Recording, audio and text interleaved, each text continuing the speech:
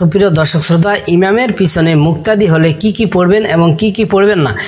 তো প্রথমে আপনারা যখন দাঁড়াবেন তখন নিয়ত বাঁধবেন। প্রথমে ধরুন ইশার 4 রাকাত নামাজ আদায় করবেন, তখন নিয়তটা কেউ যদি আরবিতে না জানেন তাহলে তিনারা বাংলাতে বলতে পারেন যে আমি এই ইমামের পিছনে ইশার 4 রাকাত ফরজ নামাজ আদায় করতেছি, আল্লাহু আকবার।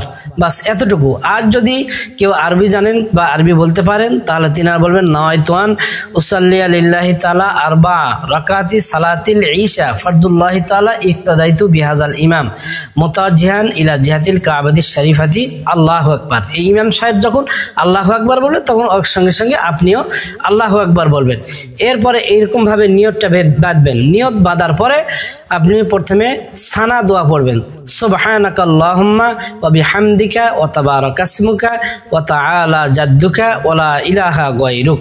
এরপরে আপনি চুপ করে থামিয়ে যাবেন। তখন ইমাম সাহেব সূরা ফাতিহা পড়তে আরম্ভ করবে, আপনি থামিয়ে যাবেন। কেননা এটা হানাফি মাযহাবের মতে সূরা ফাতিহা সহ কোরআনের কোনো আয়াত বা কোনো সূরা মুক্তাদির জন্য পড়া যাবে না। এটা পবিত্র কোরআনুল কারিমে আল্লাহ তাআলা সূরা আল আরাফ এর 208 নম্বর আয়াতে দলিলে তিনারা বলেছেন ওয়াইজা কুরিয়াল কোরআন ফাসতামিউ লাহু ওয়ানসিতু লাআল্লাকুম তুরহামুন। এর অর্থ হচ্ছে যে যখন কোরআনুল কারিম তেলাওয়াত হয় তখন তোমরা সেখানে চুপ করে শ্রবণ করো, শোনো, যাতে করে তোমাদের প্রতি আল্লাহ তাআলার পক্ষ থেকে রহমত নাজিল হয়। আচ্ছা, এরপরে সূরা ফাতিহা যখন শেষ হয়ে যাবে ইমাম সাহেব যখন বলবে গায়রিল মাগদুবি আলাইহিম ওয়ালাদ-দাল্লিন, এটা যখন ইমাম সাহেব বলবে তখন আপনি শুধু আস্তে করে আমিন বলবেন।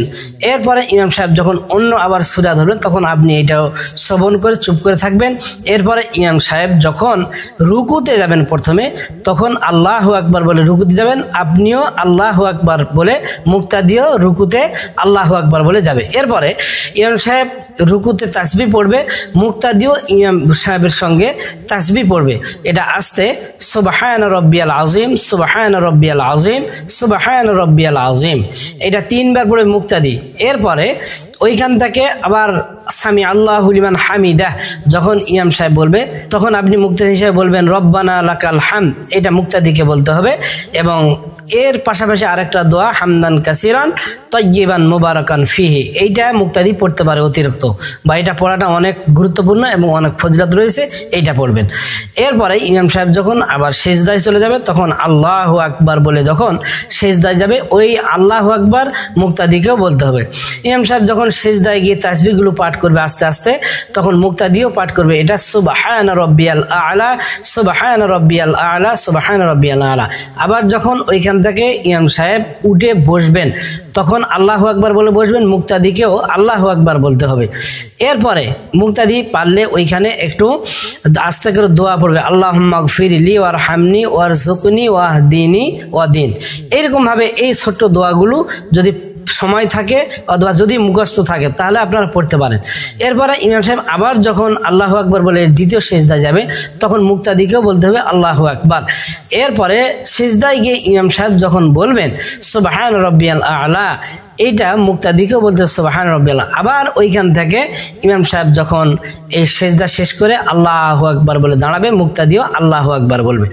আবার মুক্তাদি তখন কোনো কিছু না বলে এরকম ভাবে হাতটা বেঁধে চুপ করে শুনবে।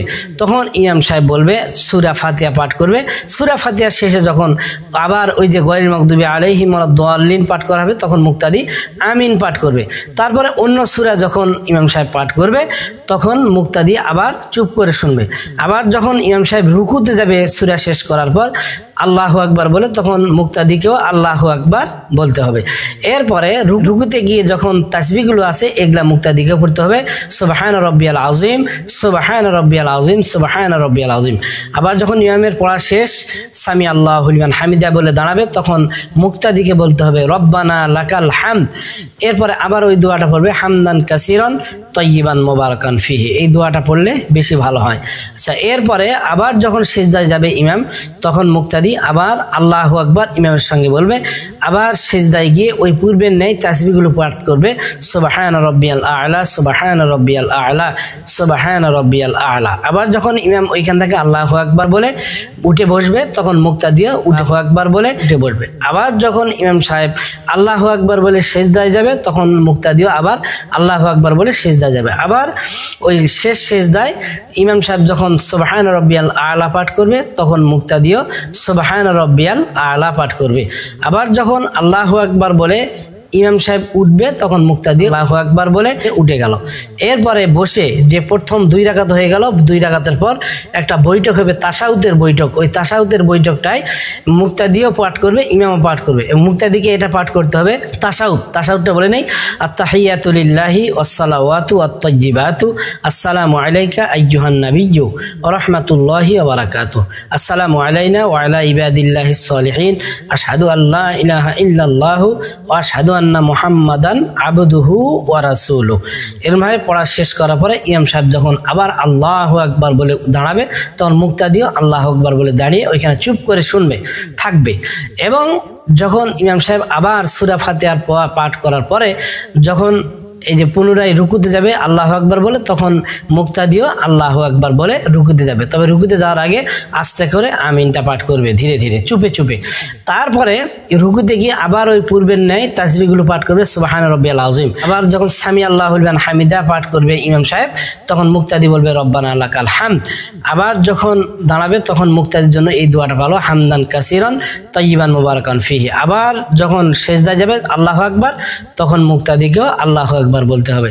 সিজদায় গিয়ে আবার সুবহান রাব্বিয়াল আলা এইটা মুক্তাদিকে বলতে হবে। আবার আল্লাহু আকবার বলে সিজদা থেকে যখন উঠবে তখন উঠবে। এইরকম ভাবে আবার আল্লাহু আকবার বলে দাঁড়াবে। দাঁড়ার পর আবার মুক্তাদি চুপ করে থাকবে আর ইমাম সাহেব সূরাগুলো পাঠ করবে।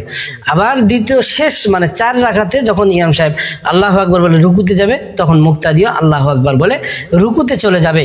রুকুতে যাওয়ার পর ওই পুনরায় ওই রুকুর তাসবিহগুলো পাঠ করবে সুবহান রাব্বিয়াল আযীম সুবহান রাব্বিয়াল আযীম সুবহান রাব্বিয়াল আযীম। আবার যখন রুকু থেকে ইমাম সাহেব সামি আল্লাহু লিমান হামিদা বলবে তখন মুক্তাদি বলবে রব্বানা লাকাল হামদ শুধু বলবে।